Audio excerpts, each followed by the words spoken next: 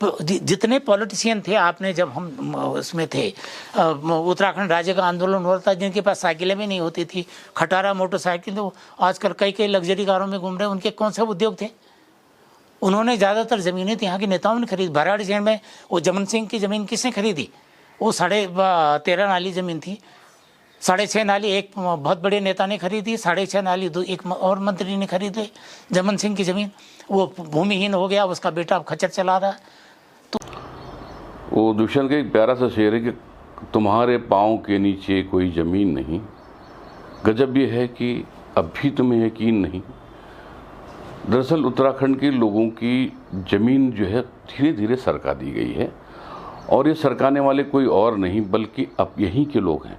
है कि बाहर का आदमी 250 वर्ग मीटर कृषि भूमि खरीद सकता है, लेकिन शर्त यह है कि जैसे 250 वर्ग मीटर ज़मीन खरीदेगा वो अकृषक हो जाएगा, वो यहाँ का कृषक नहीं बने रहा। तो वो उसे उतना खरीदेगा, अपना मकान बनाए, दुकान बनाए, अपना होटल बनाए। आपने वादा किया था आपने वादा किया था कि मजबूत भू कानून बनाएंगे। सुभाष कुमार जी की कमेटी बनी थी, उसमें क्या उसने रिपोर्ट तो दी थी, उसने कहा ज़्यादातर वो हिमाचल प्रदेश कानून के बराबर है। बजाय वो कानून बनाने के आप यूसीसी के समान नागरिकता कानून के चक्कर में पड़ गए। बच्चा ये कानून आपने बनाना, जो आपका कमिटमेंट था, आपने लोकायुक्त का कमिटमेंट तो नहीं बनाया, भू कानून का कमिटमेंट नहीं बनाया, आप समान नागरिकता कानून जिसकी यहाँ ज़रूरत ही नहीं है, यहाँ 85% हिंदू है, उनके सब कानून बने हुए हैं, क्योंकि यह बेमानी से फैलानी थी, उसके पीछे पड़ गए। और वो जो 143 का हटा दिया इस सरकार ने। लेकिन त्रिवेंद्र सिंह रावत के आने के बाद, मतलब मुझे ये कहने में कोई गुरेज नहीं कि अब त्रिवेंद्र सिंह जी को अगर पहाड़ द्रोही कहा गया तो गलत नहीं कहा गया, क्योंकि उन्होंने जो कानून का सत्यानाश किया, उन्होंने कहा कि साहब हम इन्वेस्टर्स ला रहे हैं, यहाँ इन्वेस्टमेंट होगा और बिना उद्योगों के विकास नहीं होगा। ठीक है, कहने को बात अच्छी लगी, लेकिन कहाँ कोई इन्वेस्टमेंट आया? कोई इन्वेस्टमेंट तो आया नहीं, लेकिन उन्होंने उस कानून की धज्जियाँ उड़ा दी।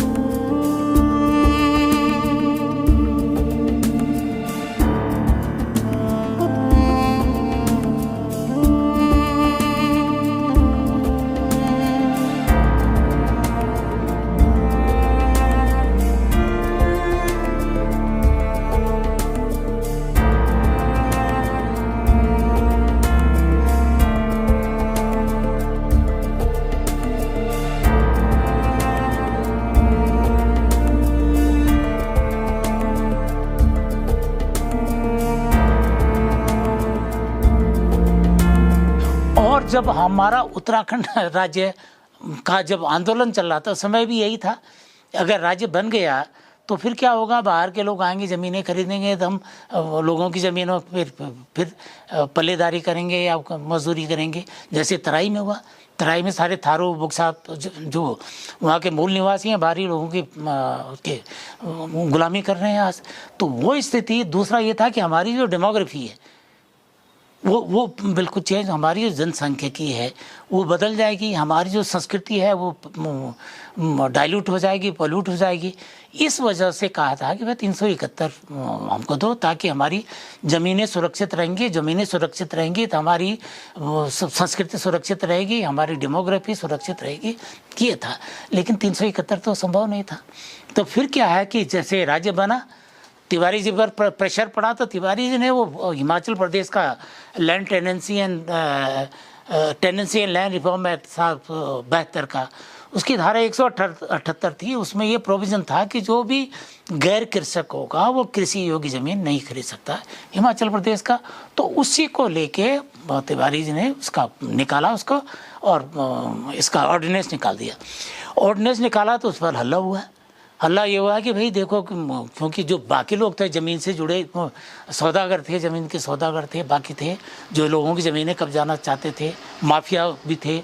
तो जब उसका प्रेशर पड़ा तो फिर विजय बहुगुणा कमेटी बनी। विजय बहुगुणा कमेटी ने उसको और डाइल्यूट करके दे दिया सरकार को। तो सरकार ने फिर वो रेगुलर उसका एक्ट बनाया 2002-03 में बन गया था, उसका एक्ट बना।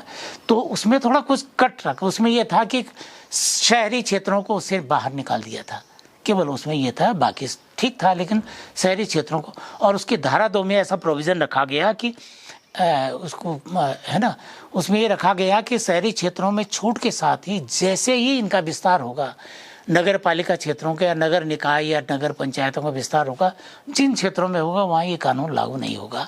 लेकिन उस समय भी कूजा एक्ट का कोई जिक्र नहीं था, मतलब उसको इग्नोर करके ये सारा लागू हो गया। ये चला फिर तो, लेकिन उसमें ये हुआ कि भाई कोई बाहर से आएगा तो क्या करेगा। तो उसमें ये प्रोविज़न रखा गया था, आप 500 स्क्वायर मीटर तक आप ज़मीन केवल रिहाइश के लिए, अपने आवासीय व्यवस्था के लिए आप इसको खरीद सकते हैं, लेकिन सरकार की परमिशन से रखा। फिर तो सरकार गई, कांग्रेस सरकार गई, तिवारी जी गए, तो कानूनी जी की सरकार, उन्होंने कहा 500 स्क्वायर मीटर तो इन्होंने बहुत ज़्यादा दे दिया, अब रिहाइश के लिए चाहिए आपको, मकानित बनाना है और चीज़ तो आप कर नहीं सकते।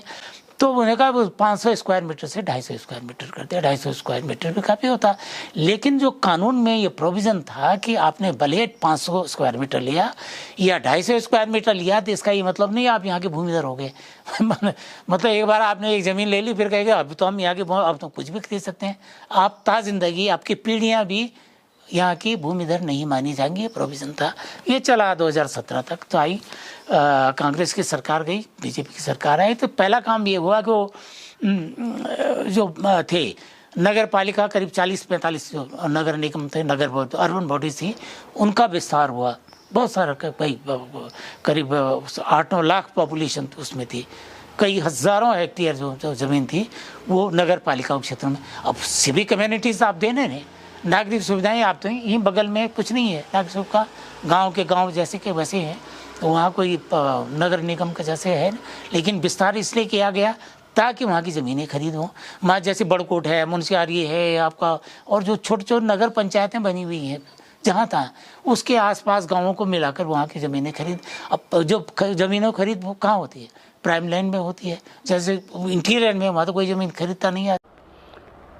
लेकिन त्रिवेंद्र सिंह रावत के आने के बाद, मतलब मुझे ये कहने में कोई गुरेज नहीं कि अब त्रिवेंद्र सिंह जी को अगर पहाड़ द्रोही कहा गया तो गलत नहीं कहा गया, क्योंकि उन्होंने जो कानून को सत्यानाश किया, उन्होंने कहा कि साहब हम इन्वेस्टर्स ला रहे हैं, यहाँ इन्वेस्टमेंट होगा और बिना उद्योगों के विकास नहीं होगा। ठीक है, कहने को बात अच्छी लगी, लेकिन कहाँ कोई इन्वेस्टमेंट आया?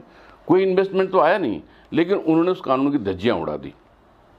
अब कानून ये आया कि कोई भी व्यक्ति इंडस्ट्री के नाम पर कितनी भी ज़मीन खरीद सकता है। बाबा रामदेव जैसे लोगों का रास्ता आसान हो गया, वो कितनी भी ज़मीन कहीं भी खरीद सकते हैं। उद्योग नहीं, अगर आप हॉस्पिटल, अगर आपको होटल्स खोलने हैं तो उनके लिए भी छूट है। इसके अलावा एक और प्रावधान कर दिया कि भाई जो कृषि भूमि है, अगर आपको लैंड यूज चेंज करना तो वो भी हम आसानी से कर देंगे। यानी कि जिसका मन चाहे वो जहाँ ज़मीन खरीद ले, बाद में हम उसका लैंड यूज भी चेंज कर देंगे, आपको दे देंगे, आप आओ तो सही। यहाँ पर आया कौन? कोई बड़ा उद्योग यहाँ तो नहीं आया, ना कोई इन्वेस्टमेंट आया, लेकिन ज़मीनें बिक गई। त्रिवेंद्र सिंह जी ने खुद उनकी प्रॉपर्टीज़ देख लीजिए, कितनी उन्होंने प्रॉपर्टी बनाई। यहाँ के नेताओं की प्रॉपर्टी देखिए कितनी बनाई, और विभिन्न दलों के से जुड़े हुए जो दूसरे प्रांतों के नेता जो यहाँ आके बसे, उनकी प्रॉपर्टी देख लीजिए। तो प्रॉपर्टी के खेल में खुद नेता इन्वॉल्व है, और जो उनको चंदा देते हैं, उनको चुनाव लड़ाते हैं, उनकी पार्टी को देते हैं, वो लोग इन्वॉल्व हैं। तो वो एक तरह से जो भी उनके हित चिंतक हैं उनको यहाँ बसा रहे हैं। और पिछले 2018 में तो ऐसा हुआ, एक तरफ ये आवाज़ आज की नहीं है, भू कानून बहुत पुरानी आवाज़ है, और लेकिन पिछले इस आवाज़ को कुछ जैसे ही इसने जोर पकड़ना शुरू किया कोविड से पहले, तो पहाड़ों में उतनी ही तेज़ी से ज़मीनें बिकनी शुरू हुई। अगर आप रानीखेत की तरफ जाते हैं, बगवाली पोखर या धुमाकोट की तरफ को निकलते हैं, जिन जिन जगहों पर संभावना है उन जगहों पर ज़मीनें थोक के भाव बेच दी गई हैं।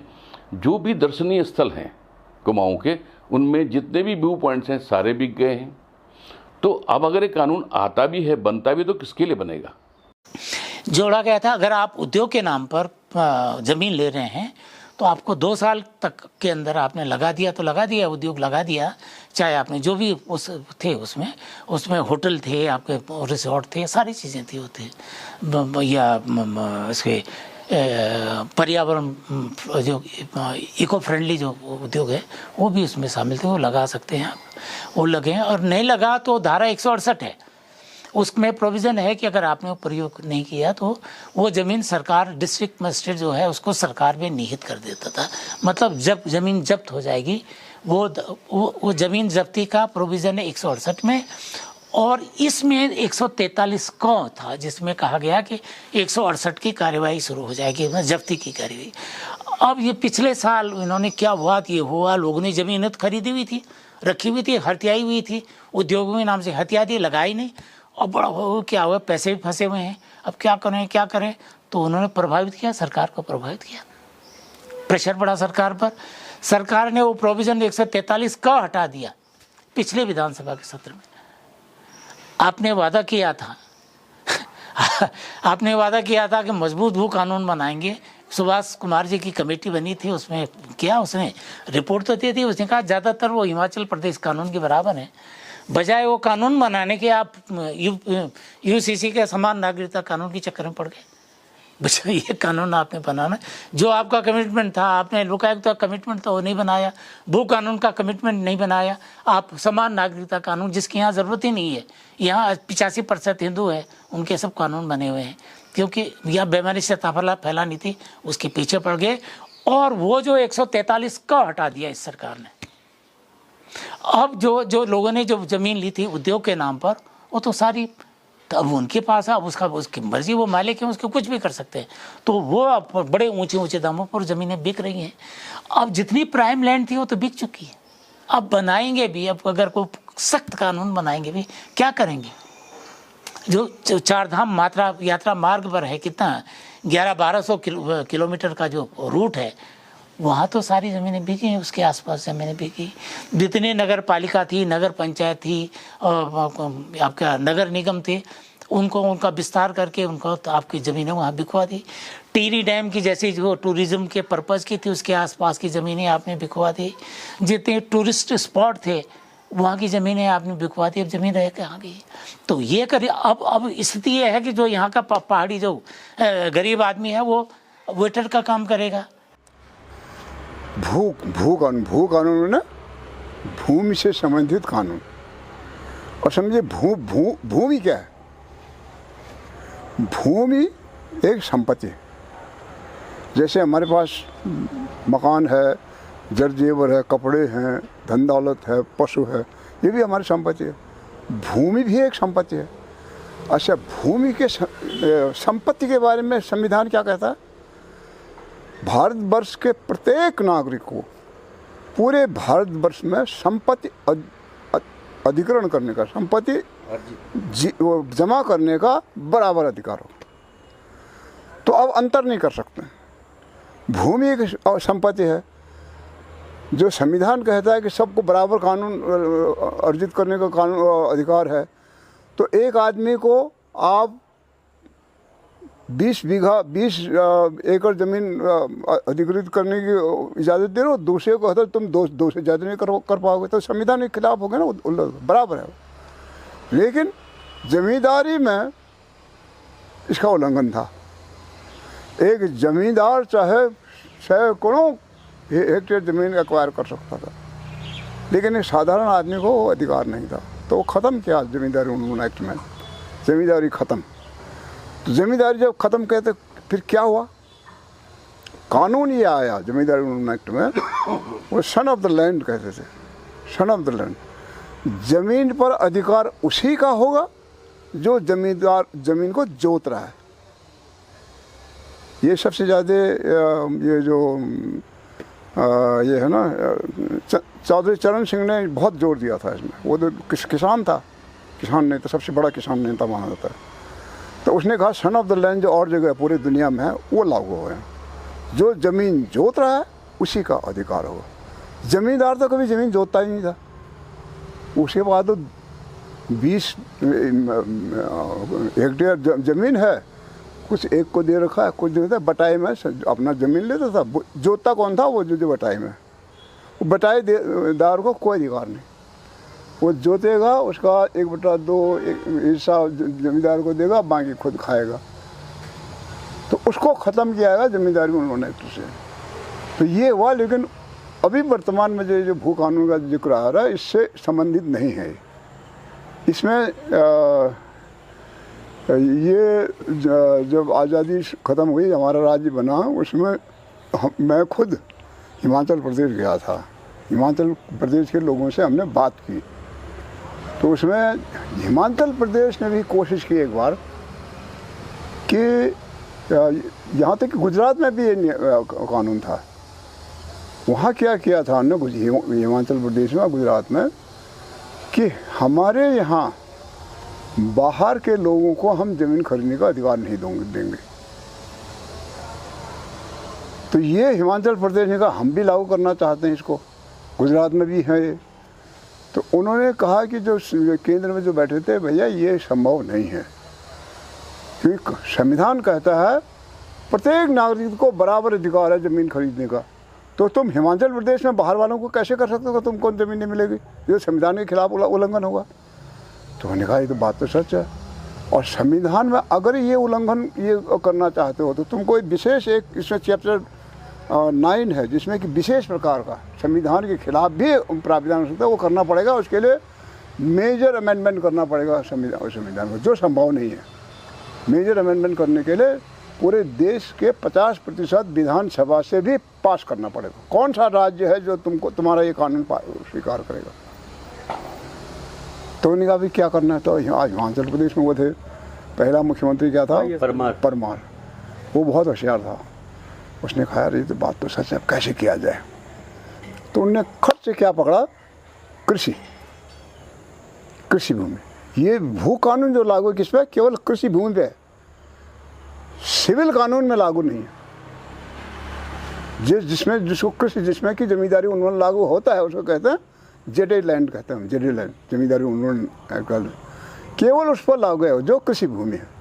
जो गैर कृषि भूमि है उसमें कोई भू कानून लागू नहीं। तो उसमें उन्होंने क्या किया कि भाई कृषि तो राज्य का विषय है, कृषि पर कानून बनाने का अधिकार राज्य के विधानसभा को है, केंद्र को नहीं है। तो कृषि पर करो। तो उनने क्या किया? उन्होंने ये नहीं कहा कि हिमाचल प्रदेश ने ये नहीं कहा कि बाहर के लोगों को हम ज़मीन खरीदने का अधिकार नहीं देंगे, ये नहीं कहा। उन्होंने कहा कि हिमाचल प्रदेश में कृषि भूमि केवल कृषक ही खरीद पाएगा, दूसरा नहीं खरीद पाएगा। खुद हिमाचल प्रदेश के जो अन्य अकृषक है वो भी नहीं खरीद पाएंगे। ये कानून लगा। अब ये इसमें फिर समस्या तो फिर नहीं हल हुआ।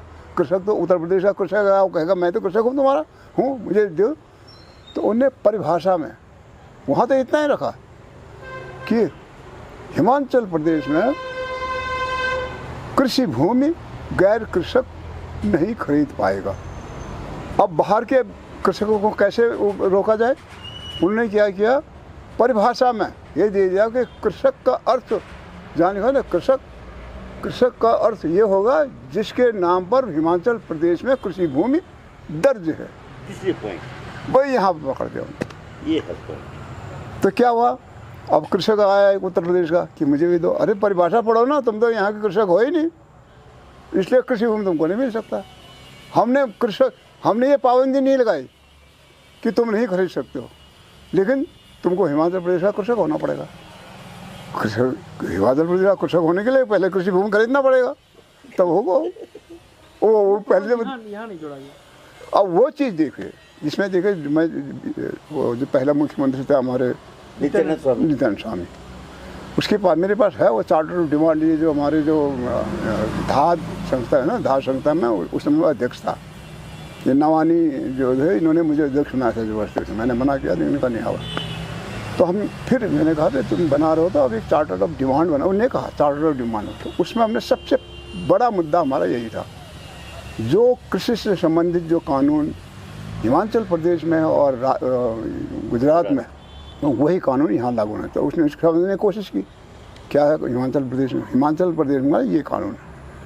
वहाँ ये कहा रखा है कि यहाँ कृषि भूमि एक गैर कृषक को खरीदने की इजाज़त नहीं होगी। अभी वही है कि बाहर का आदमी 250 वर्ग मीटर कृषि भूमि खरीद सकता है, लेकिन शर्त यह है कि जैसे 250 वर्ग मीटर ज़मीन खरीदेगा वो अकृषक हो जाएगा, वो यहाँ का कृषक नहीं बने रहा।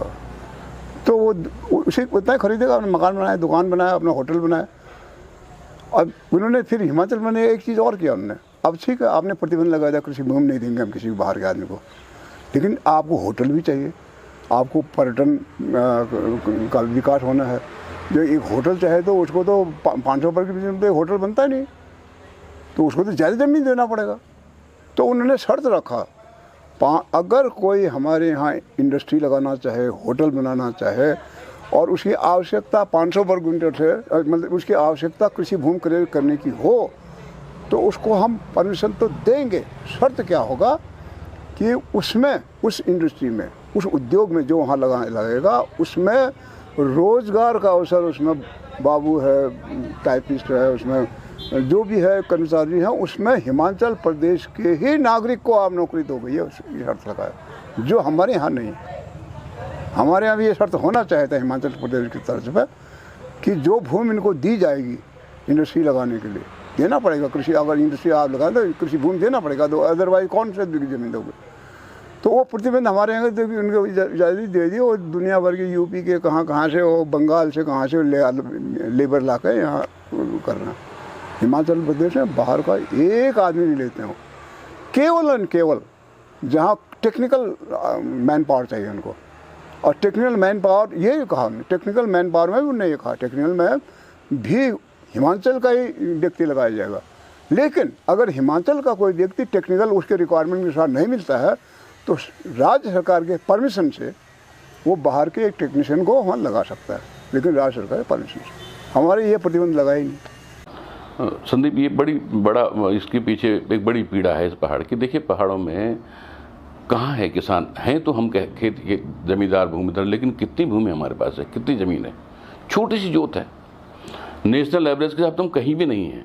उत्तराखंड का जो एवरेज है 0.995 का, वो भी हमारे पास नहीं है। उत्तराखंड में तो बहुत छोटी छोटी जोत वाले किसान हैं, बहुत ही मार्जिनल किस्म के किसान हैं। तो उस ज़मीन में वो जो मेहनत कर रहे हैं, उससे वो इतना नहीं कमा पाते हैं कि अपना परिवार का भरण पोषण कर सकें, मैक्सिमम लोग बात। दूसरी बात यह है कि शिक्षा या तो देहरादून में है पढ़ाई लिखाई, या फिर दिल्ली में है, या दूसरे शहरों, बड़े शहरों में है, शहरों में, चाहे यूपी के शहर हों, चाहे वो दिल्ली हो, चाहे और दूर हो, कोई जहाँ जिसकी क्षमता है जहाँ जा सकता है। पहाड़ों में तो नहीं है ना। पहाड़ों में शिक्षा नहीं है, पहाड़ों में रोज़गार नहीं है। तो शिक्षा और रोज़गार दो ये ऐसे कारण हैं जिससे लोगों को अपना घर बार छोड़ने के लिए मजबूर होना पड़ रहा है। और उसकी वजह से अब जितना उनके पास संसाधन है, जो थोड़ी सी ज़मीन है, उस ज़मीन पर वो कुछ नहीं कर सकते हैं। ऐसे जापान जैसी व्यवस्था यहाँ पर नहीं कि जो पहाड़ों में रह रहे हैं उनकी खेतों का अलग, खेती का अलग से मूल्यांकन हो, ऐसा नहीं है। हमें कम्पीट करना है मैदान के किसान से, किसानी के मामले कैसे कर लेंगे? हमारे पास तो कोई संसाधन ही नहीं है। इवन जो पहाड़ों की जो ज्योग्राफी है, वहाँ पर पहाड़ों में सिंचाई की सुविधा भी नहीं है। अगर 30% इरीगेटेड लैंड हमारे पास, तो वो तराई में है, मैदान में है। पहाड़ों में सिंचाई जो स्कीमें यहाँ पर बनाई गई मैनेज इरीगेशन की, वो सब घपले की भेंट चढ़ गई। तो वहाँ पर डेवलपमेंट हुआ ही नहीं है। पहाड़ों में डेवलपमेंट हुआ तो सिर्फ खुदाई का डेवलपमेंट हुआ। लोगों ने खुदा है पहाड़ को, सड़कें बना दी हैं साहब, खूब सारी गांव खाली हो रहे हैं और सड़कें बन रही हैं। तो इस डेवलपमेंट से तो लोग वहाँ रुकने वाले नहीं हैं। जब उनके लिए वहाँ जब सर्वाइवल मुश्किल हो रहा था, इसलिए लोग बाहर आ रहे हैं, मजबूरी में ज़मीन बेच रहे हैं। ये जो सेंटिमेंट्स जो हो रहा है, अब देखिए, अब इस तरह के आंदोलन मुझे अभी आज की डेट में नहीं लग रहा है कि वो वाला दौर जो राज्य आंदोलन के लिए जब छोटे छोटे गाँव में, कस्बों में वो हज़ारों की भीड़ निकल आई थी, ऐसी भीड़ अब वहाँ कभी इस भू कानून के निकलेगी। हाँ, 2026 में जो अप्रत्याशित है परसिमन, अगर वैसा कुछ कर दे सरकार, ऐसा जोखिम उठा ले, कहा यह जा रहा है कि भाई अगर कोई लैंड यूज नहीं हो रही है ना, वो लोग उसका इस्तेमाल नहीं करते तो सरकार उसको अधिकृत कर लेगी, ऐसा कहा जाए। ऐसा जैसा कुछ होता तब लोग गुस्से में आ सकते हैं।